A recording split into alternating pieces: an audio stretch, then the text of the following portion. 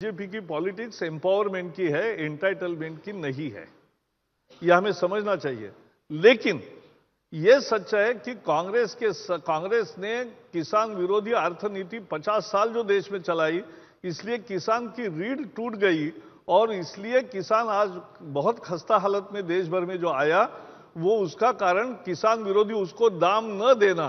क्योंकि जब Swaminathan commission report आया 2006 में पेश हुआ, 2008 में से रोज मैं हर सेशन में राज्यसभा में पूछता रहा कि ये सिफारिशें कब लागू करोगे, लेकिन कांग्रेस ने कहा हम ये लागू नहीं कर सकते। मेरे पास लिखित जवाब है सभी वर्षों के।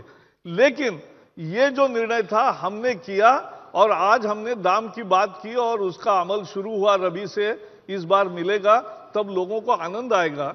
तो ये जो हुआ है, ये पहली बार न्याय देने का काम हुआ, लेकिन तब तक न्याय नहीं मिला। इसलिए कर्ज माफी जैसे चीज ये हर साल करने वाली नहीं होती है, लेकिन किसान का जो बकाया है वो इतना बहुत अत्यधिक है कि किसान के बकाया वापस करने के लिए जो भी उपाय करने पड़ेंगे देंगे।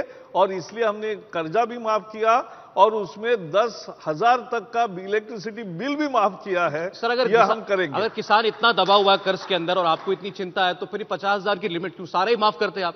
नहीं, सारा माफ करना, आप क्या, जिनका 10 लाख का कर्जा है और 10 लाख जिसका आय है, उसके लिए थोड़ी ना माफी होती है। माफी तो गरीब किसानों के लिए होती है, सीमांत किसानों के लिए होती है, और उन्हीं को दिया है। क्योंकि ये भी तो सरकार का पैसा है, जनता का पैसा है, तो जनता का पैसा वाजिब तरीके से जाए, यही उसमें दृष्टि है। केवल हमने 50,000 तक माफ किया, इसलिए कांग्रेस अब कहेगी कि हम पूरा माफ करेंगे। अरे आप आने ही वाले नहीं पूरे, आप पूरे है ही नहीं, तो आप कहां के माफ करोगे? और माफ करने से नहीं, हम दाम देंगे। आपने दाम कभी नहीं दिया, ये किसानों के पास सच्चाई मालूम है। देखिए, राहुल गांधी ने तो ये कहा है अपनी रैली में राजस्थान में आकर के, जैसे ही सरकार बनेगी 10 दिन के अंदर किसानों का सारा कर्जा माफ कर दिया जाएगा। हमारा चीफ मिनिस्टर 18 घंटे काम करेगा, 24 घंटे। ऐसा है, ये बातें कर्नाटक में भी उन्होंने कही, लेकिन नहीं मिला फायदा।